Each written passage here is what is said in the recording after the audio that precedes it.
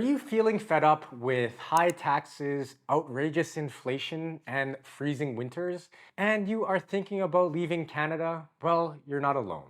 In 2022, the number of Canadians moving to the US alone reached 126,340 people, a staggering 70% increase from the 75,752 people who made the move in 2012. And it's estimated that about 4 million Canadian citizens were living abroad in 2016, and that number has likely increased today. As a born and raised Canadian citizen, I love Canada and the people in it, but I can't deny that there have been a lot of problems lately with the country. Having lived and worked abroad myself in the past, I can offer a unique perspective on this topic, and I'll share some deeper insights you might not have considered before making the big move.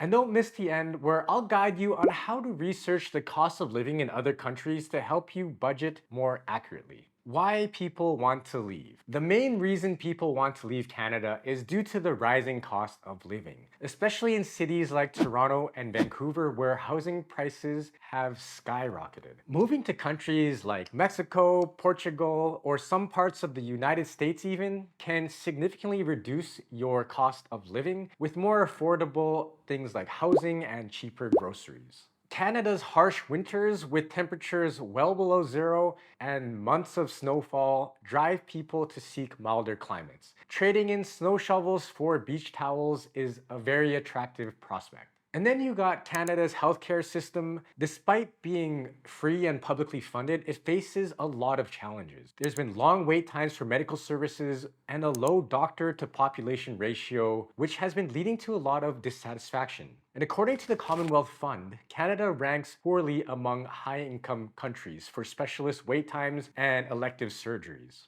Living abroad also offers adventure and new experiences, allowing you to immerse yourself in new cultures, cuisines, and ways of life. And it can provide you great opportunities for personal growth and learning. Whatever your reasons are for wanting to leave, let's go over the steps you'll need to take to actually make it happen. Step one is to make sure you want to leave Canada. Before you pack your bags and leave Canada for good, make sure you're absolutely certain that this is what you want. A trial run can save you a lot of heartache and hassle. Spend a few weeks or months living in the country you're considering, or you can even try out multiple countries. This hands-on experience is crucial. You might realize that you hate it, or maybe you'll fall in love with the lifestyle and it will strengthen your resolve to move permanently. Either way, you'll gain very important insights, and I recommend trying to live as much as like a local as you possibly can.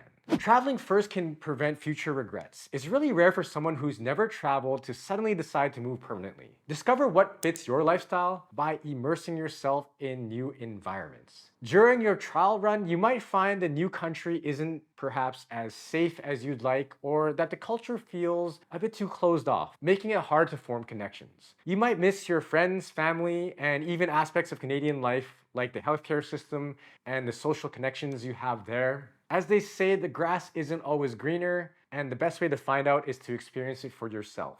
In the past, when I was traveling a lot more, I did a 6-month trial run to see if I actually wanted the lifestyle of being a digital nomad. I met a lot of different types of travelers, from other digital nomads to long-term expats, and their experiences helped me understand the realities of living abroad and gave me a much clearer picture of what to expect. Step 2 to figure out is making money abroad. Unless you're incredibly wealthy, you'll need to find a way to make money while living overseas. Here are 3 popular paths from the easiest to hardest. The first path is becoming an expat through a company transfer. If you're considering an expat position through a company transfer, start by seeking opportunities within your current company. Express your interest in international positions to HR and network with colleagues who have experience working abroad. Prepare for the move by understanding the legal and logistical aspects. The benefits of going this route: it includes job security and maintaining your job and benefits while also experiencing a new country. Companies often provide relocation assistance and support networks, and the international experience can even boost your career. However, you might have less flexibility over your location and work assignments, and adapting to a new work culture can be challenging, and it usually requires a longer commitment. The second path is remote work. To pursue remote work, you could find a job through websites like remote.co, We Work Remotely, and FlexJobs. Set up a home office with reliable internet, a comfortable workspace, and necessary tools, and you can manage your time effectively using tools like Trello or Asana. Remote work offers flexibility to work from anywhere with an internet connection, saving time and money by eliminating the daily commute. However, it can be isolating without the social aspect of an office and requires a high level of self-motivation and time management. And it may offer less job security and fewer benefits compared to full-time employment.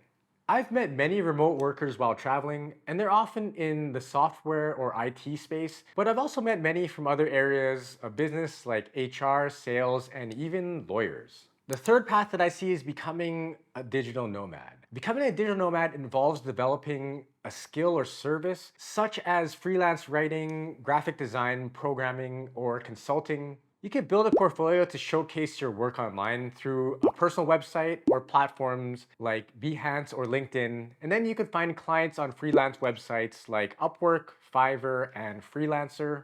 This path offers the freedom to travel and experience new cultures, working for multiple clients, which can be somewhat even more stable than relying on just a single job. It fosters personal growth as you adapt to various environments. However, income can be unpredictable, and balancing work and traveling can be challenging. Navigating visas and work permits can also be complicated. You might also get tired of not having a home base. And I've met so many digital nomads in the past, and they were doing so many different things like digital marketing agencies. There were startup owners I met to content creators, and a good friend of mine was even a therapist who held client meetings as he traveled.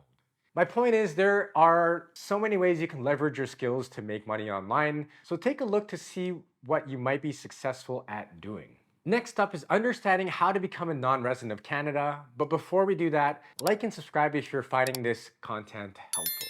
To become a non-resident, you'll have to sever significant residential ties such as selling your home, closing bank accounts, and relocating your family. But the biggest factor is where you're spending your time. You'll need to keep documentation also of your new residency status, like rental agreements and utility bills. Be aware of the departure tax, which applies to the deemed disposition of certain properties as if they were sold on your departure date. You'll need to pay tax on the unrealized gains of your investments and real estate, though RSPs, RIFs, and certain real estate are exempt from this. You'll need to report these deemed dispositions on your final tax return and pay any capital gains tax on any unrealized gains. Your TFSA can remain open, but you can't make contributions while you're a non-resident, though earnings within it will still be tax-free in Canada.